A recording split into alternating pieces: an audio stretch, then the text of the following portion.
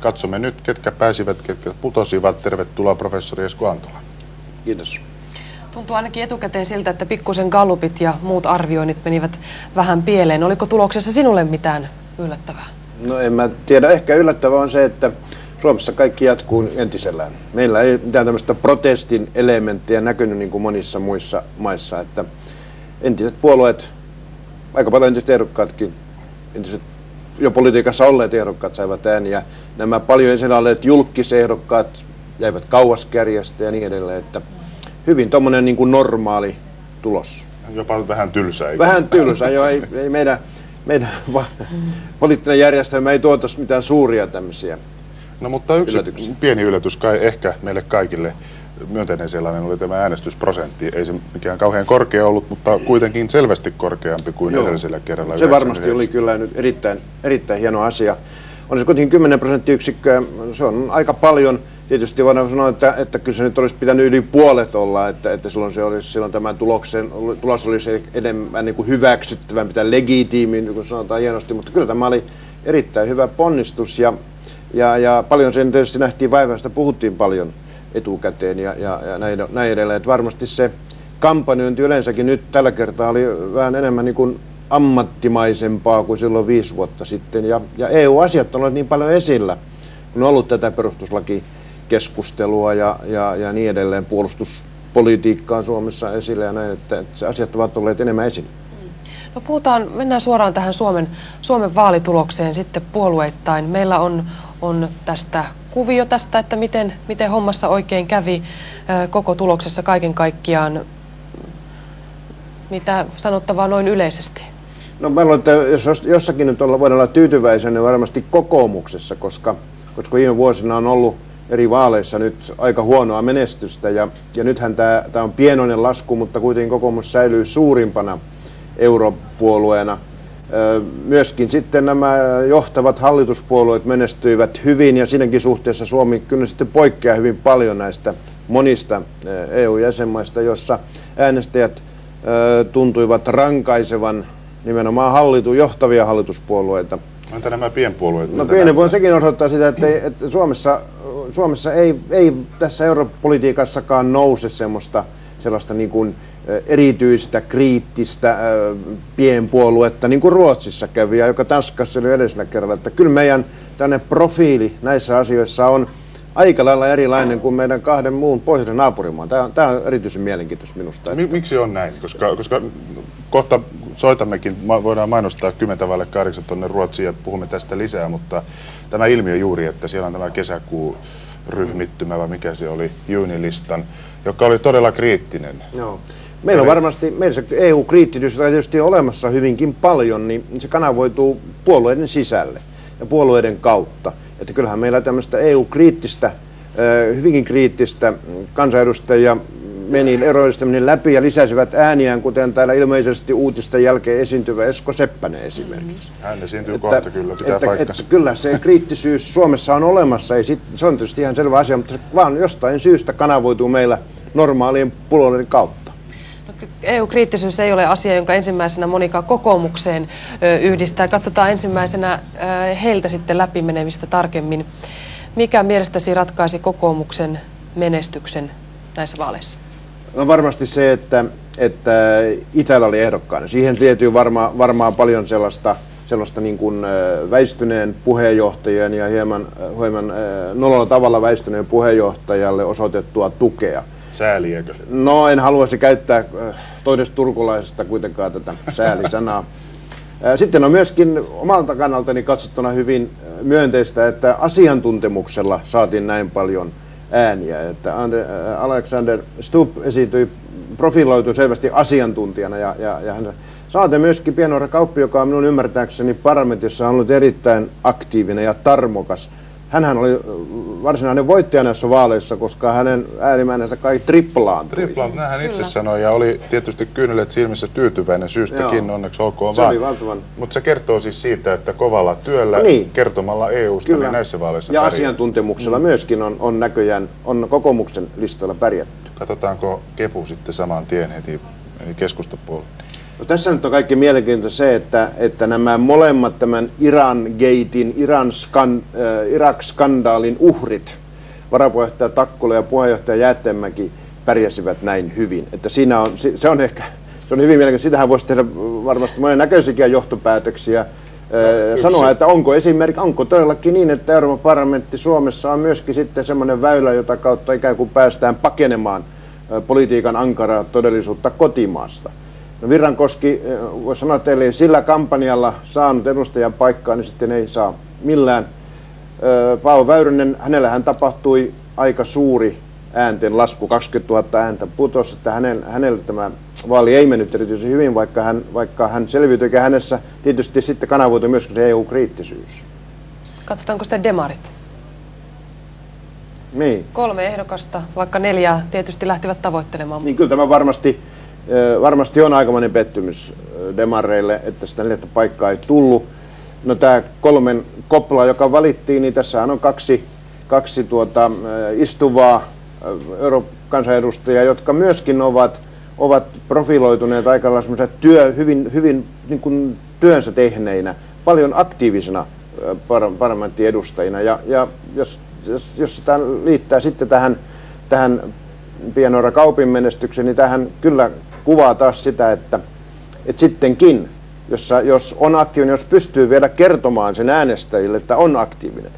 Tässä on hankala tilanne tässä Euroopan parlamentissa on se, että siellä sitä tapahtuvaa työskentelyä ja omaa profiilia on hyvin vaikea tuoda esille kotimaassa, koska parlamentin edustajat yleensä sanovat, että parlamentin asiat eivät ole kovin seksikkäitä kotimaan politiikassa. Mutta tuo Lehtinen, joka tuossa menestyy aika hyvin, Lasse Lehtinen. No, Lehtisellä on tietysti vanha poliittinen tausta, mutta kyllä hänessä varmasti on nyt sitä julkisleimaa sitten myöskin, joka on tehnyt hänet tavattoman suosituksi muilla areenoilla ja se kanavoitunut politiikkaan. Mutta täytyy pitää mielessä kuitenkin, että hänellä on kansanedustajatausta, että ei hän tule mistään politiikan ulkopuolelta. No, lyhyesti vielä RKP säilytti paikkansa, 5,7% oli kannatus. Hädin tuskin, niukin naukin. Se on varmasti erittäin tärkeää. Minusta tuntuu, että on hyvin tärkeää. Miksi RKP:lle hyvin tärkeää, mutta myöskin Suomelle, koska meillähän ollaan kuitenkin semmoinen esimerkki maa Euroopassa siitä, miten tällaisen kielivähemmistön asema on hoidettu, vaikkakin tämä on hyvin erikoinen historiallinen tausta, eikä sitä voi verrata monenkaan muuhun, mutta minusta on hyvin tärkeää oikein tavallaan tämmöistä suomalaisen moniarvoisuuden ylläpitoa. Katsotaan vielä vihreät. Vaalien selvä häviäjä. 10,4% on kyllä kannatus, mutta miten tulkitset tätä? No, tämähän on varmaan, jos mä olen katsonut tässä aamun mittaan näitä EU-laajuisia tuloksia myöskin, niin vihreäthän ovat hävinneet jonkun verran ylipäätänsä Euroopan parlamenttivaaleissa. Ja ei mulla ole tähän nyt oikeastaan mitään selitystä. Vihreä oli kuitenkin erittäin hyvät ehdokkaat, oli kansanedustajia ja niin edelleen, että ei ole mitään selitystä, miksi näin kävi, mutta näin vain kävi. No, spekuloidaan sitten hieman tällä uudella parlamentilla, vaikka mitään lopullista ei voi vielä sanoa. Paikkajako on hiukan auki, kun äänestetään eri tahtiin, mutta sinulla oli jotain tuoreita lukuja, kerropa. Niin, se tämänhetkinen tilanne, joka Euroopan parlamentin kotisivuilla nyt on ja joka tietenkään ei ole vielä lopullinen, niin sehän nyt näyttäisi osoittavan sen, että mitään semmoista dramaattista muutosta näiden 2 suuren kansanpuolueen ja demaripuolueen välillä Euroopan parlamentissa ei sitten tapahtunutkaan. Että jonkun verran Euroopan demaripuolue näyttää häviävän prosenttiosuuksissa laskettuna tähän parlamenttiin, joka nyt oli, väistyi. Tosin sen lopputulosta on vähän vaikea verrata tähän, koska siinä oli ne 10 uutta maata, jossa ei ollut äänestetty parlamenttiin, vaan olivat kansallisten parlamenttien valitsemia edustajia. Liberaalit näyttäisivät säilyttävän sen asemansa suurin piirtein, vasemmisto olisi häviämässä jonkin verran, vihreät häviämässä jonkin verran, ja sitten sinne on tulossa hyvin suuri tällainen joukko muut. Ja Euroopan parlamentissahan on semmoinen tapa, että oikeastaan vaan nämä konservatiiveista tänne vihreihin, nämä 5 suurinta ryhmää ovat semmoisia vakiintuneita ryhmiä, ja ne joukossa muut sitten syntyy ja kuolee myöskin joskus. Onko meillä se grafiikka, täytyy kysyä ihan valmiina, se kuva, missä on tämä paikkajako parlamentissa, koska jos se on siellä, niin pankaa se ruutuun, nimittäin se on mielenkiintoinen. Missä kohtaa on nämä nyt auki olevat muut? No se on auki, mutta ne vaan koko ajan liikkeessä. Ne ovat siis täällä minusta katson oikeassa ja katsojasta katson oikeassa alakulmassa. EU:ssa on nykyisten sääntöjen mukaan sellainen määräys, että jos löytyy 20 kansanedustajaa, jotka ovat vähintään 5 maasta, niin voivat perustaa parlamenttiryhmän. No, tuskinpa tulee käymään niin, että siinä valtavasti syntyy pieniä ryhmiä, mutta tämmöinen iso muut, niin se on tietysti sellainen osata parlamenttia, joka sitten saattaa esittää hyvinkin äärimmäisiä mielipiteitä, yhden asian joukkoa hyvin paljon, ja se luo tietyllä tavalla semmoista vähän sitä epämääräisyyttä siihen työhön. Tänään uutisissa on ollut arveluita muun muassa siitä, että jopa puolueita loikkaisi liberaaliryhmään. Niin, tämä koko ajan elänyt tässä vaalien alla semmoinen arvio, että tämä suurin ryhmä itse asiassa, tämä kansanpuolue saattaisi hajota, koska siellä on kyllä hyvin kirjavaa joukkoa, kun ajatellaan, että siellä ovat Britannian konservatiivit, jotka ovat hyvin EU-kriittisiä, ja sitten siellä ovat Saksan kristillisdemokraatit, jotka ovat hyvin EU-myönteisiä, sitten siellä on tämä Berlusconin joukot, että se on hyvin hajanainen ryhmä itse asiassa, se on hyvin työlästä pitää sitä aina kasassa, ja että se saattaisi revetä. Että eihän tässähän on hyvin monenlaiset asiat nyt mahdollisia, etenkin kun tämä tulos varmasti niin puhuttelee kaikkia ihmisiä, kaikkia poliittisia ryhmiä Euroopassa. Ja myös EU-kriittisten ryhmä olisi kasvamassa, tämmöistäkin on puhuttu. No juuri nämä järjestäytymättömät, niin sitä me emme tiedä oikeastaan minkälaista porukkaa siellä on. Että kyllä, siis hyvin monissa maissa tämä EU-kriittisyys kasvoi, se ilmeni tyytymättömyytenä, niin kuin uusissa jäsenmaissa tyytymättömänä siihen, että ei äänestetty, tai äänestettiin hallituspuolueita vastaan, oppositiossa ei ääniä.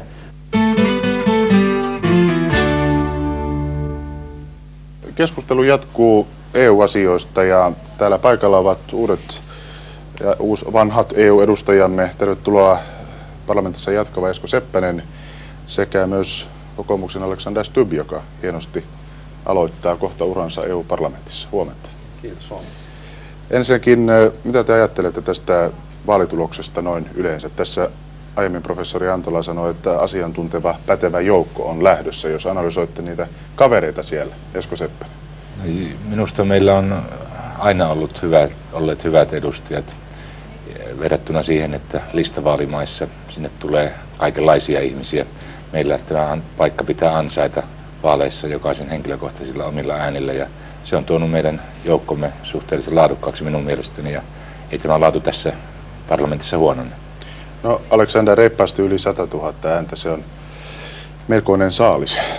Mitä ajattelet? No, se on aika hurja saalis, ja kyllä me oltiin kaikki aika yllättyneitä ja otettuja, ja nöyrästi lähdetään tietysti Brysselin päähän töihin, mutta kyllä mä uskon, että tämä koko lähti siitä, että meillä on uskomaton tiimi ollut alusta saakka, eli siellä on ihmiset tehnyt vapaaehtoistyötä aamusta iltaan monta viikkoa, ja sitten mulla oli aika loistava kampanjapäällikkö myös Kirsi Piha, että kyllä tämä 114 000 odotti ylitti kaikki odotukset. Mun isä oli veikannut 117 000, mutta isä on aika subjektiivinen näissä.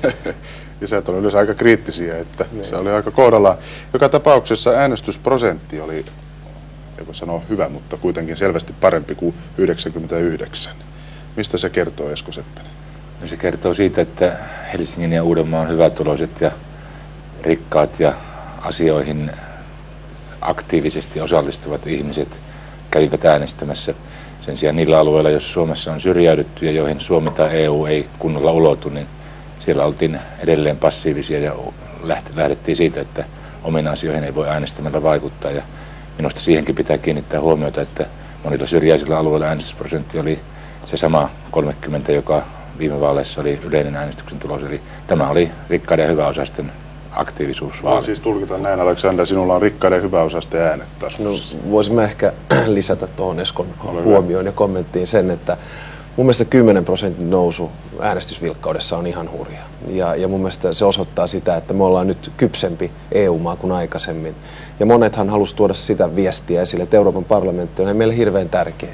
Mä oon esimerkiksi itse sanonut sitä, että jos on aktiivinen, kielitaitoinen, asiantunteva Euroopan parlamentaarikkina, niin voi tänä päivänä olla vaikutusvaltaisempi kuin suomalainen ministeri. Ja mä luulen, että osa tästä sanomasta meni läpi ja toivottavasti sitten seuraavissa vaaleissa voidaan nousta yli 50% ja toivottavasti ihan niin kuin Eskokin sanoi, niin äänestysvilkkaus on sama kaikkien sosioekonomisten taustojen kohdalla. No tämän kampanjan aikana, Esko Seppänen, sinä korostit ja olet yleensäkin korostanut sitä, että ääni sinulle on ääni suomalaisen puolesta, pienen ihmisen, tavallisen ihmisen puolesta, meidän kaikkien etu. Miksi tätä pitää korostaa? Eikö se ole itsestäänselvä asia, kun europarlamentaarikko lähtee Eurooppaan edustamaan? Siellä Suomen ja suomalaisten ihmisten etu mitataan vähän toisenlaisilla kriteereillä kuin mitä vaaleissa yleensä annetaan niin sanottuja imagoja. Eli tässähän suurin osa ehdokkaista ajoi vaaleissa sammutetuin lyhdyin, eli ei kertonut millaista Eurooppaa halutaan rakentaa. Eurooppaa, joka saa ensimmäisen perustuslakinsa nyt tämän viikon torstaina, eli oli mielestäni aika hämmästyttävää, että tämä perustuslakikysymys ei noussut lainkaan vaalien keskiöön, huolimatta siitä, että sillä on järisyttävät vaikutukset Euroopan unionin tulevaisuuteen, vallanjakoon ja vallan uusjakoon tulevaisuudessa. Ja tässä mielessä vaalit olivat epäpoliittiset ja henkilövaalit. Järisyttävät vaikutukset. Voisitko ihan lyhyesti kertoa, miten tämä nyt lähtee kehittymään? Kaikki perustuslain kannattajat ovat liittovaltiohenkisiä, eli haluavat Euroopan unionista liittovaltion. Tällä perustuslailla Euroopan unioni militarisoidaan ja se asettaa kyseenalaiseksi Suomen sotilaallisen liittoutumattomuuden, meidän peruslinjamme. Suomi on sitoutunut varustelumenojen lisäämiseen, ei oman maan puolustamiseen, vaan vieraalla maalla sotimiseen. Ja tämän tyyppiset kysymykset ovat meille perusasioita. Alexander Stubb, olet sinä taas profiloitunut ehkä liittovaltion kannattajana ainakin huomattavasti enemmän kuin mitä on Esko Seppänen. Joo, mä aina vitsailen, että Esko on tällainen kaappifederalisti, mutta se sanoi, että mä en saa sanoa tätä julkisesti. No, eli mä lähden siitä, että Euroopan unioni tulee aina olemaan enemmän kuin kansainvälinen järjestö, mutta vähemmän kuin liittovaltio. Jos se olisi sellainen liittovaltio, jossa valta on jaettu selkeämmin, määrätään mitä tehdään ylikansallisella tasolla, mitä kansallisella ja mitä alueellisella, niin huomattaisiin, että ei siellä ylikansallisesti tarvitse hirveästi tehdä. Jos se olisi sellainen, jossa ylähuoneessa olisi edustettu jäsenmaat tasavertaisesti, eli siten, että meillä olisi 2 ääntä ja Saksalla 2, eikä niin, että meillä on 3 ja Saksalla 10, ja alahuoneessa väestö edustettuna ja jokaisen päätöksen taakse ylähuoneen enemmistö ja alahuoneen enemmistö. Eli jos olisi kyseessä hajautettu liittovaltio, niin totta kai me sitä tavalla tai toisella kannattaisi. Niin mun argumentti on se, että se on pienen maan etu ja turva. Nyt realiteetti on kuitenkin se, että liittovaltiota ei ole syntymässä. Ja ehkä meidän kannattaisi ruveta käyttämään vähän erilaista terminologiaa, koska liittovaltio linkataan yleensä kansallisvaltioon ja kansallisvaltiota EUsta ei ikinä tule. Federalistit eli liittovaltion kannattajat kyllä pitävät tätä perustuslakia tärkeänä ja haluavat sen ja ovat sen kannalla. Ja tässä mielessä suomalaiset kokoomuslaiset ovat julkisuudessa aika pitkään vaienneet sen, että heidän europuolueensa, Euroopan kansanpuolue, on asettanut avoimesti tavoitteeksi liittovaltio, kokoomuslaiset myös siinä mukana. Ja tässä mielessä he ajavat kehitystä kohden liittovaltiota ja siinä mielessä itsenäisyys ja täysivaltaisuus omiin asioihin ei ole niitä kokoomuksen tärkeimpiä kysymyksiä, vaan on uhrattu ne tälle liittovaltion alttarille. No, tuossa meni ehkä muutama mutka vähän suoremmaksi, eli liittovaltio ja liittovaltiokehitys on vähän erilainen konsepti ja kokoomus ajaa vahvoja instituutioita, selkeitä sääntöjä, koska ne on ainoa tapa, millä pienet maat ikään kuin pystyvät toimimaan. Mutta anteeksi, mä keskeytän. Eikö se ole kuitenkin, Alexander, jos rehellisiä ollaan niin, että vaikka onkin selkeitä sääntöjä, niin niiden noudattaminen ei oikein toimi. Ja jostain kumman syystä niin suuret maat pääsevät tavallaan kuin koira veräjästä ja sitten pienet maat lainkuuliaisina joutuvat sopeutumaan. Näin siinä käy silloin, kun toiminta on hallitusten välistä, eli sen tyyppistä, mitä esimerkiksi Esko Seppänen ja Paavo Väyrynen ajaa. Vakaussopimus on tästä hyvä esimerkki. Siinä ne maat, joille oltiin antamassa sanktioita vakaussopimuksen rikkomisesta, saivat itse päättää mukana. Mä olisin vahvasti sitä mieltä, että ei saisi. Eli määräenemmistöllä tehdään muiden maiden toimesta se päätös siitä, että annetaan isommille maille sanktioita esimerkiksi tässä vakaussopimuskysymyksessä. Eli tässä, jos olisi ollut vahvat säännöt ja selkeät instituutiot, niin oltaisiin saatu läpi sanktiot Saksalle ja Ranskalle. Tämä on lähinnä teoreettinen kysymys, että Saksa ja Ranskaa voisivat muut määräenemmistöllä johtaa ja ohjata,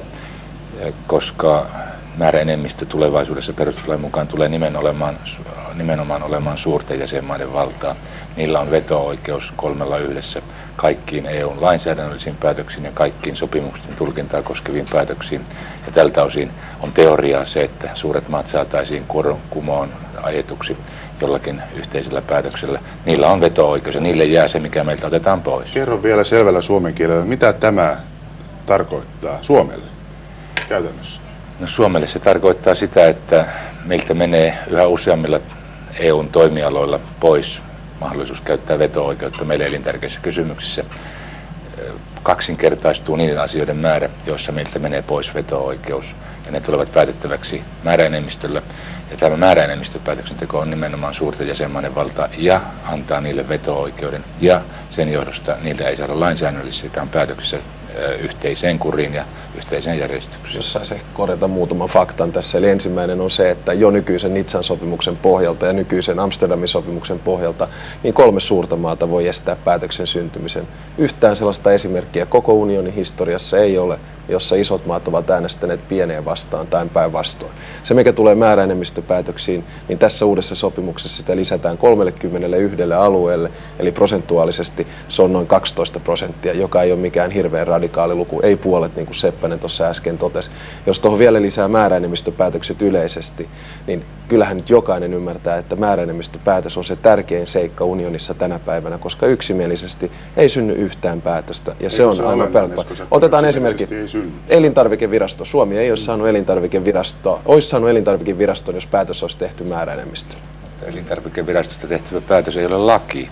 Nyt siirrytään lainsäädännössä ylikansalliseen päätöksentekoon. Ja kyllä mä pidän tiukasti kiinni siitä, että kaksinkertaistuu niiden asioiden määrä EUn uudessa perustuslaissa, joka hyväksytään nyt vaalien jälkeen.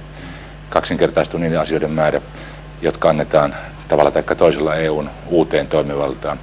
Ja se merkitsee sitä, että jos toimialoja kaiken kaikkiaan on noin 150, joista tehdään lainsäädännöllisiä päätöksiä, niistä puolet on sellaisia, jossa EUlla on toimivaltaa tai aloiteoikeus meidän lainsäädäntömme, ja siis tapahtuu päätöksenteko ylikansallisesti. Ja tässä mielessä Alexander, joka mainostaa itseään asiantuntijana, niin on huonompi asiantuntija kuin mitä hän antaa itse ymmärtää.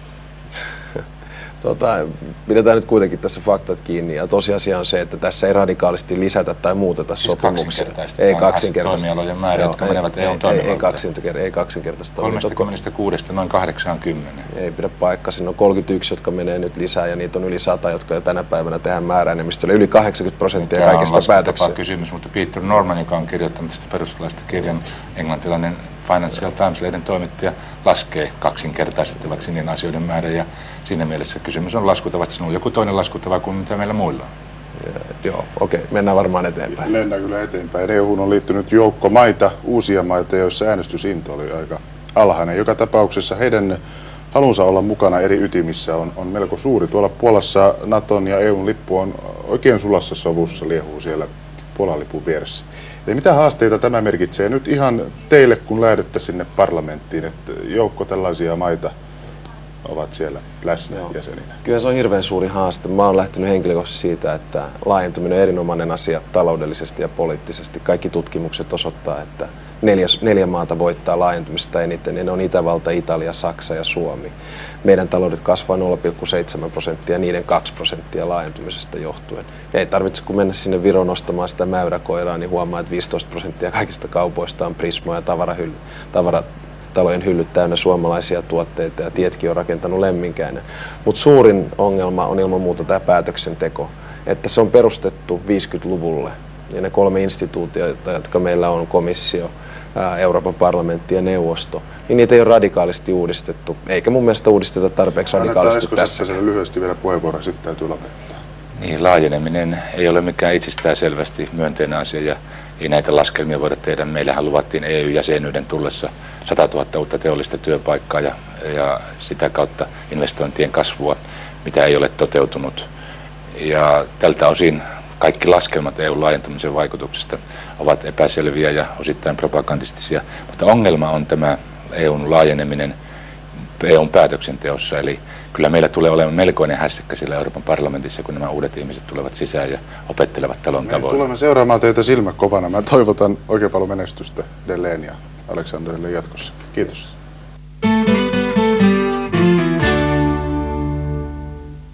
Täällä Lasipalatsissa jatkamme keskustelua eilisten EU-vaalien tuloksista. Tervetuloa ja onneksi olkoon huikeasta äänimäärästä ja läpimenosta vihreiden Satu Hassi. Kiitoksia. Tervetuloa lämpimästi myös Outi Ojala Vasemmistoliitosta. Kiitoksia. Ja paikalla myös tietysti professori Esko Antola. Hyvää huomenta vielä. Huomenta, huomenta. Satu Hassi, aloitetaan sinusta. Sait hurjasti ääniä, lähes 75 000 kaikista ehdokkaista. Se on kolmanneksi eniten. Mitä liikkuu nukutun yön jälkeen päässä? No, en kauheasti ehtinyt nukkua. Mutta kyllähän se vetää aika mykäksi tuollainen äänimäärä. Ja ei sitä voi muuta kuin olla nöyrä tällaisen luottamuksen edessä. Et koitan olla sen luottamuksen arvoinen. Outi Ojala, et hassummin pärjännyt sinäkään, 37 000 noin suunnilleen, mutta valitettavasti eivät riittäneet paikkaan parlamentissa. No ne eivät nyt tällä kertaa riittänyt, vaikka itse asiassa sain niin kuin henkilökohtaisia ääniä 12 eniten, mutta vaalilaskentasysteemi johtaa tietysti siihen, että ne eivät ole pelkästään henkilökohtaiset äänet, jotka ratkaisevat, mutta hieno tulos kuitenkin. No, molemmat olette myös istuvia kansanedustajia ja vaaleissa oli ehdolla paljon tuosta naapuritalosta siellä leipäänsä ansaitsevia ihmisiä. Mitä mieltä te olette siitä, että kun näyttää siltä, että se ei tuntunutkaan olevan hyvä ponnahduslauta? No tietysti jokainen ihminen harkitsee itse sen, että millä perusteella äänestää.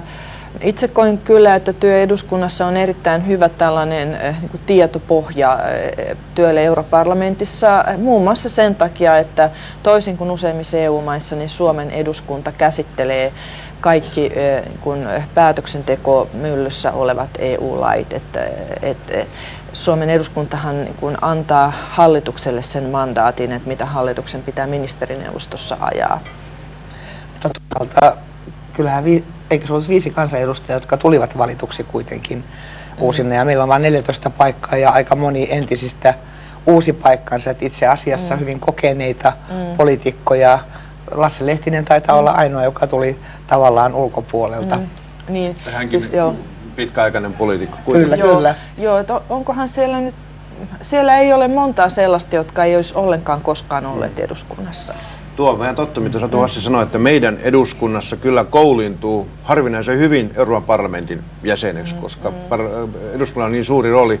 Ei oikeastaan missään muussa maassa, paitsi Tanskassa, ole sellaista tilannetta, jossa eduskunta tai parlamentti osallistuu niin aktiivisesti. Se on totta, ja kun itse olen muun muassa suuren valiokunnan jäsen, joka on itse asiassa Eurooppa-valiokunta, lukuun ottamatta ulko- ja turvallisuuspolitiikkaa, niin itse asiassa ne on samat asiat, mitä me käsittelemme eduskunnan suuressa valiokunnassa, mitkä me tulee olemaan sitten siellä Euroopan parlamentissa. Ja tämä on aika mielenkiintoista, että uusista jäsenmaista, muun muassa Viro ja Slovenia, itse asiassa kopioi tavallaan tämä meidän mallimme, joka on erittäin hyvä malli, koska ei ainoastaan suuri valiokunta, vaan kaikki erityisvaliokunnat meillä myös käsittelee näitä asioita, ja silloin voi sanoa, että se kattaa koko eduskunnan. Näin on, että esimerkiksi ympäristövaliokunnan ajasta noin puolet menee tämän tulevan EU-lainsäädännön käsittelyyn.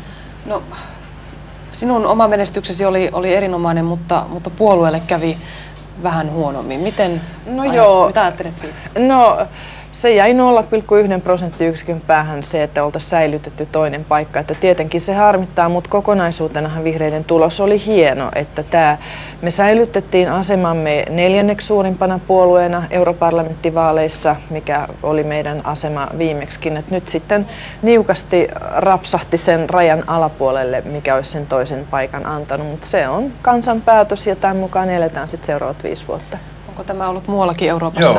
Joo, juuri tässä olen aamun tuimaan printtailu ulos näitä alustavia tuloksia. Nämähän on siis alustavia sillä tavalla, että kaikista maista ei ole vielä laskettukaan ääniä ja kestää monta päivänä, kun tämä vahvistetaan, mutta vihreät ovat Euroopan parlamentissa, vihreä ryhmä Euroopan parlamentissa on jonkun verran hävinnyt, niin kuin myös vasemmistoryhmä on jonkun verran hävinnyt. Ja vastaavasti sitten ehkä tämmöistä protestiääntä, jota nämä puolueet on aika paljon saaneet, on sitten mennyt erilaisille muille hyvin pienille protestiryhmille, niin että Euroopan parlamentissa on nyt syntymässä aika suuri, semmoinen 10% edustajista kuuluu semmoiseen sarakkeeseen, jossa nyt lukee, että NI, eli että ei ole ryhmää. Ja sitä paitsi näistä uusista maista, niin monista varmasti näissä, jopa täällä Euroopan kansanpuolueen ryhmässä, esimerkiksi Puolasta, tulee hyvin eurokriittisiä ihmisiä. Että näiden kahden ryhmän ne eivät enää olleet tällä kertaa kanavia tälle kritiikille. Mutta Vasemmistoliiton kohdalta täytyy kuitenkin sanoa se, että meidän osalta oli eteenpäin menoa näissä EU-vaaleissa täällä Suomessa, että me saimme lähes 40 000 ääntä enemmän kuin viimeksi, eli hienoinen eteenpäin meno siitä huolimatta, että sitä toista paikkaa ei tullut. Askel sekin. Miltä kuulostaa tämä, Satu Hassi, mitä Esko Antola kertoi tästä isosta ryhmästä, josta nyt ei tiedetä, mihin suuntaan se oikein meinaa mennä? Se on mielenkiintoista nähdä, että mitä tulee. Mä uskon, että tämä porukka luultavasti, en usko, että ne liittoutuu kaikki nämä eri maista tulevat protestiryhmät keskenänsä. He saattavat sitten valita yhteistyökumppaneita näistä perinteisistä protestiryhmistä, nämä eri maista tulevat ryhmät, tai sitten ei. Ja varmasti ne ovat hyvin sellainen liikkuva osanen sitten kun parlamentin päätöksenteossa haetaan eri asioilla enemmistöä. Siellä tapahtuu liikehdintä itse asiassa kaiken aikaa, että se ei ole mikään... Kyllä. Meillä tehdään aina suuri uutinen, jos joku loikkaa ryhmässä toiseen, mutta siellä se on lähes viikoittaista se. Siellä se on niin. No, joka tapauksessa, jos tarkastelee vielä tätä Suomen tulosta, Suomesta valittiin 5 naista ja sitten 9 miestä, ja viime kerralla mukana oli kuitenkin enemmän naisia. 7 naista ja sitten 9 miestä. Että miten nyt näette tämmöisen tasa-arvon kannalta tämän tilanteen Suomessa? No, mä olen kyllä huolissani siitä, että tietenkin kun tämä paikkamäärä väheni ja sitten kun on vain yksi, onneksi nyt vihreällä tuli se ainoa paikka nainen, mutta kyllä mä olen huolissani, tietenkään nyt ei ole vielä tietoa mikä on Euroopan parlamentin kokonaisluku naisten osalta, koska viimeksi kuitenkin oli noin 30% oli naisia ja olen aika huolissani tästä, että mitä se merkitsee tasa-arvon kannalta ja mielenkiintoista ennen kaikkea nähdä näiden uusien jäsenmaiden osalta, että miten naisten edustus siellä on. Mutta ei Suomikaan voi kyllä hurrata nyt. Joo, no naiset on kuitenkin Suomessa niin kuin siinä ääniharva päässä, että 3 eniten ääniä saaneista 2 on naisia Suomessa. Ja jos tuli vielä näitä huono-onnisia, niin kuin Outi, jotka ovat muistaakseni 3 ensimmäistä rannalle jääneet, ovat myöskin naisia, että se on hyvin lähellä Suomessa. Kyllä. 31% on ollut edellisessä parlamentissa tämä naisten osuus, ja niin kuin nyt totestikin jo, niin on vielä epäselvää, että mikä se on nyt uudessa, ja pelätään pahaa sen puolesta. Niin, mitä vaikutuksia tällä mielestänne on parlamentissa tehtäviin päätöksiin, jos tuo 31 vielä vaikka pahimmassa tapauksessa laskee? No perinteisestihan naiset on päätöksenteossa painottaneet yli puoluerajojen niin enemmän niitä asioita, jotka on vihreille tärkeitä, kuten ympäristöä ja sitten sitä, että ihan kaikissa asioissa raha ei saa ratkaista ja markkinoiden pitää olla enemmän renki kuin isäntä. Saa nähdä nyt, miten käy. Mun ymmärtääkseni nämä, jotka on väliaikaisesti olleet meppejä uusista jäsenmaista, niin se on ollut hyvin miesvaltainen porukka. Et mä elän kuitenkin toivossa, en vielä tiedä, mutta elän toivossa, että nämä vaaleilla valitut, niin niissä naisten osuus olisi suurempi. Mä olen taas huolissani siitä, että itse asiassa yhä enemmän tämmöiset niin kuin työllisyyteen, työelämäkysymyksiin, sosiaalipolitiikkaan, terveydenhuoltoon liittyvät asiat nousevat yhä vahvemmin agendalle EU:ssa, ja ne on kuitenkin ollut sellaisia, joista naiset on kantanut vahvasti huolta. Ja esimerkiksi me ollaan Pohjoismaissa aina puhuttu, että tästä pohjoismaista mallista, joka on naisystävällinen malli, että toivottavasti ei käy niin, että entistä vähemmän on sille puolesta puhujia siellä, koska tiedän, että esimerkiksi muistan näissä Baltian maissa, niin naiset odotti kovasti, että me tukisimme tavallaan myöskin naisten asemaa siellä, ja varmaan todella on tehtävää sitten niille naisille, jotka siellä ovat. Näin on. No, jos yksi hyvä asia pitää naista ajatella, niin Suomessa kuitenkin äänikuningatar Anneli Jäätteenmäki lähes 150 000 ääntä. Mitä te olette sisaren, jos sanotaan näin lainausmerkissä, niin menestyksestä mieltä? Lämpimät onnittelut. Niin, se on varsin suuri haaste tuollainen äänimäärä, että kyllä minä uskon, että se on myöskin hyvin velvoittava, ja luulen, että Anneli myöskin se itse tietää, että hänen kohdistuu varmaan suuria odotuksia näin jättimäisen äänivyöryn jälkeen. Mitä mieltä olette siitä, että mikä tämmöisen vyöryn sai aikaan? No varmasti siinä on monia tapahtumia taustalla, ja epäilemättä myöskin ne viime vuoden tapahtumat heijastuvat tässä äänimäärässä, että oli se odotettavissa, ei se mikään yllätys ollut. Kyllä varmasti on sellaista kansan tukea hänelle. yli puoluerajojen, kun katsottiin eilen illalla sitä, mistä äänet ovat mahdollisesti tulleet, niin kyllähän selvästi se, että näyttää painottuvan sillä tavalla, että naiset ja ehkä vähän keski-ikää ylittäneet naiset ovat häntä kovasti äänestäneet ympäri maata. No sitten jos vielä jatketaan näillä naisasioilla, niin kun EU:ssa on tosiaan näitä uusia jäsenvaltioita, joissa naisten asema on pikkusen eri kuin mihin täällä ollaan totuttu, niin puhemies Paavo Lipponen viime viikolla vaalitentissä kyllä sanoi, että naisten asema huononee, jos oikeisto voittaa. Näyttää siltä, että oikeisto voittaa, mutta mitä mieltä olette tästä naisten asemasta sitten, mitä hän sanoi? No täytyy tehdä parhaansa sen eteen, että näin ei kävisi. Että kyllähän myöskin europarlamentissa vaikuttaa hyvin paljon paitsi edustajien lukumääräsuhteet, niin edustajien laatu. Että kyllä mä uskon, että esimerkiksi uusista jäsenmaista ne naiset, mitä tulee valittua, he on varmaan niin kuin kovan koulun käyneitä, hyvin päteviä ihmisiä. Olennaista tietysti on se, että jos oikeisto voittaa, niin totta kai he varmasti arvot voivat olla enemmän, voisiko sanoa teollisuuteen, yritysmaailmaan, pääomaan suuntautuvia arvoja. Toivottavasti en ole tässä oikeassa, mutta se mikä minusta on mielenkiintoista on se, että nyt on tullut myöskin hyvin vahvoja protesteja hallituksia kohtaan. Ja tässä suhteessa tietysti on aika vaikea sitten sanoa, että miten sitten nämä, jotka ovat onnistuneet protestoimaan oman maansa hallitusta kohtaan, niin miten he sitten toimivat Euroopan parlamentissa, koska nehän on samoja asioita. Mä haluan korostaa sitä, että ne on täsmälleen samoja asioita, joita käsitellään kansallisesti hallitustasolla ja Euroopan parlamentissa. Tämä on varmaan vähän monimutkaisempi kysymys tulevaisuudessa, koska yhä enemmän tulee, niin kuin Outo Eera sanoi aikaisemmin, tulee korostumaan tämä mallikysymys, että minkälaista yhteiskuntapoliittista mallia Euroopassa harjoitetaan, ja se on muuta kuin lainsäädäntö myöskin. Ja nythän nämä uudet jäsenmaat, monissa niistähän on valalla hyvin voimakkaat tämmöiset uusliberalistiset arvot, siis kovan kilpailun arvot, ja se on vähän niin kuin tavallaan politiikasta riippumatonkin asia, että rintamalinjat ovat varmasti aika ristiin meneviä.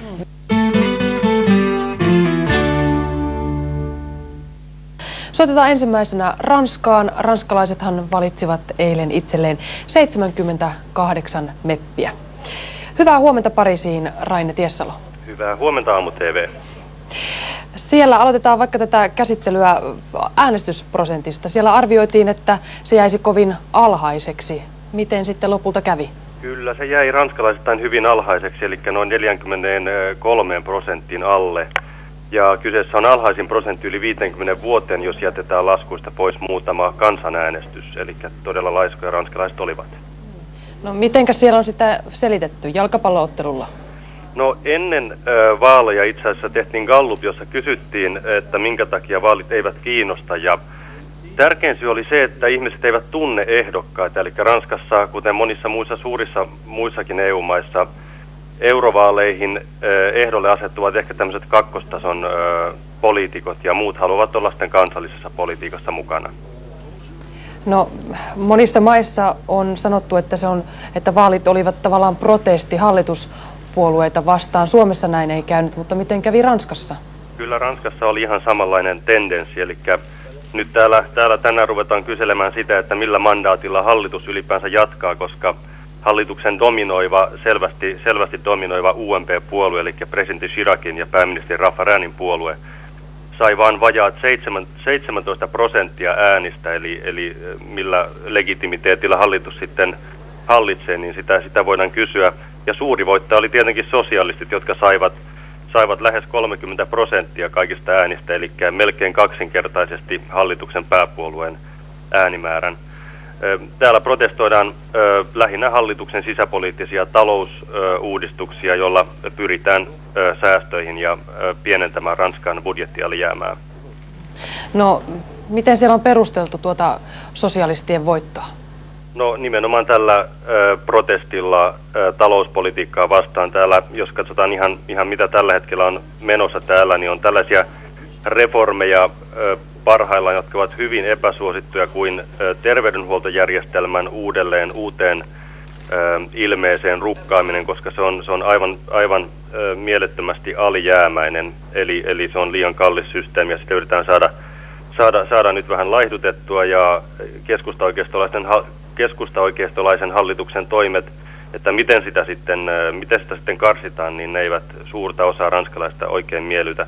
Lisäksi on joitain esimerkiksi valtionyhtiöiden yksityistämishankkeita ja muita epäsuosittuja uudistuksia, jonka takia hallitus on erittäin epäsuosittu. Yhtenä esimerkkinä aivan tuore tieto heti äänestyspaikoilta ulos tulleiden ihmisten haastattelujen perusteella kysyttiin kansalta, ranskalaisilta, kuinka he suhtautuvat pääministeri Raffarin jatkamiseen pääministerinä, ja tämän kyselyn mukaan 51% äänestäneistä haluaisi antaa Raffarinille potkut.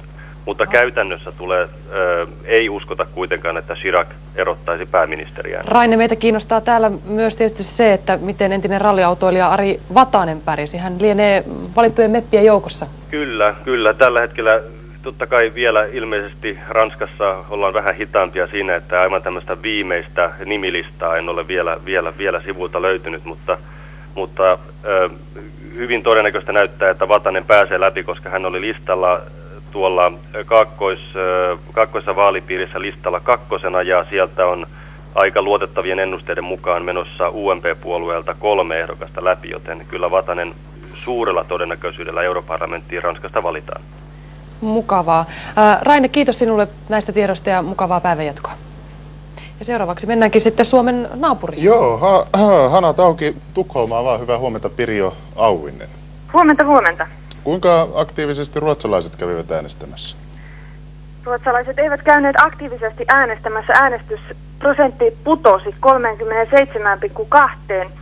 Se oli edellisellä kerralla 38,8. Ja tämä on ruotsalaisittain erittäin alhainen äänestysprosentti. Ja kun pääministeri Göran Persson on tuossa vaalikampanjan aikana sanoi, että matalahan se oli jo edellisellä kerralla, mutta aina me Suomen lyömme, niin nyt ei kyllä käynyt niin. Nyt tässä maaottelussa kävi toisinpäin. No, Persson on sanonut paljon muutakin kampanjan aikana. Hän on sanonut, että EU-asiat ovat yhtä kiinnostavia kuin suutelisi sisartaan. No, mitä muuta voi seurata, jos maan pääministeri lausuu tällaista kampanjan aikana? No se on aivan totta ja se myös tässä vaalituloksessa näkyy, että täällä on tuollainen, miten sitä nyt sanoisi, ei nyt ihan pieni vallankumous tapahtunut, että täällä ovat tuollaiset harmaatukkaiset herrasmiehet tuolta Tukholman finanssikortteleista järjestäneet oikein jymyyllätyksen, eli tämä kesäkuun lista menestyi niin paljon paremmin kuin kukaan uskalsi kuvitella, tuskin edes he itsekään, että he ovat saaneet yli 370 000 ääntä ja 3 paikkaa näistä Ruotsin 19. Ja jos miettii, että tämä liike on perustettu vasta nyt helmikuussa, niin tämä on kyllä todellinen jymyyllätys. Se on siis tämmöinen uusi ruotsalainen EU-vastainen liike, selvyyden vuoksi, niinkö? Tämä kesäkuun lista on EU-vastainen liike, tuollainen kansanliike, siihen kuuluu väkeä eri puolueista.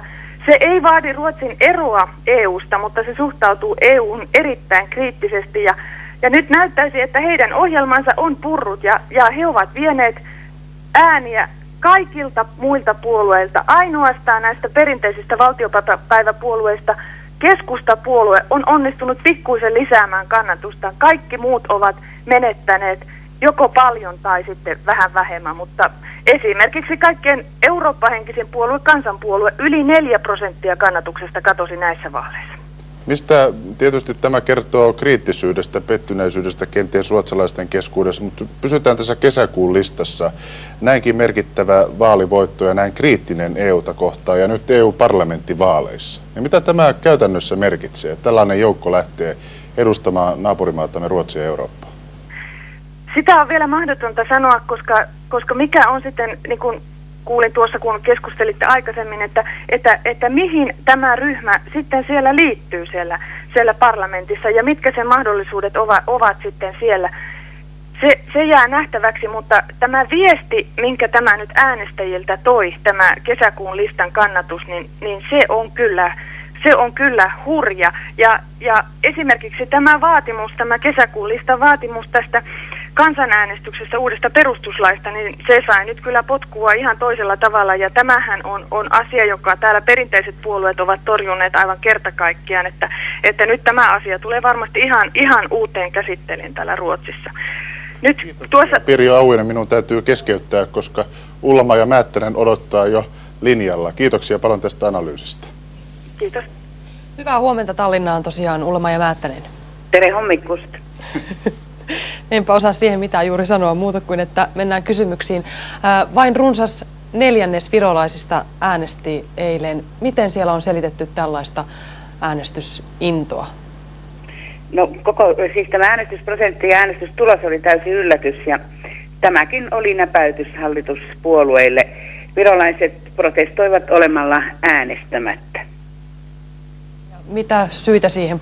Protesti, kuten sanoit, mutta mikä sai virolaiset juuri nyt näyttämään protestin? EU-jäseniäkin ollaan oltu vasta vähän aikaa ja liityttiin kuitenkin rinta rottingilla.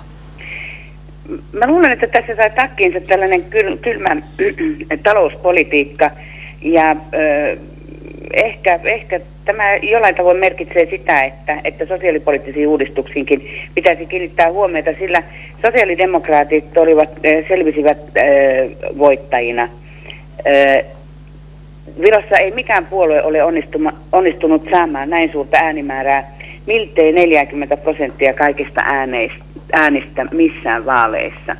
Eli tällä niin kuin haluttiin kertoa, että Respublikan ja reformipuolueen tällainen kylmä hallituspolitiikka ja talouspolitiikka, niin kannattaisi kiinnittää huomiota sosiaalipoliittisiin uudistuksiinkin.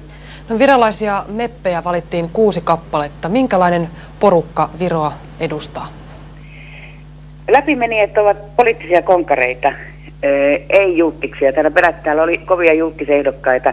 Pelättiin, että ne menevät läpi, mutta tämä huippumalli Carmen Kaskin sai vain 2000 ääntä. Ja selvä ääniharava oli Viron entinen ulkoministeri ja Viron Yhdysvaltain entinen suurlähettiläs Thomas Henrik Ilves. Hän keräsi 76 000, muistaakseni 76 000 ääntä ja otti sitten mukanaan 2 muuta sosiaalidemokraattia. Ja näiden läpimenneiden joukossa on muun muassa Viron parlamentin toinen puhemies Thomas Savi, keskustan Siiri Oviir, entinen sosiaali- ja terveysministeri ja niin edelleen. Ulla-Maija, kiitoksia kovasti sinulle tästä ja hyvää päivänjatkoa Tallinnaan. Kiitos samoin sinne.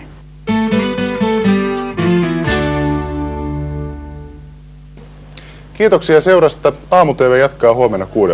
Hei vaan. Hei hei.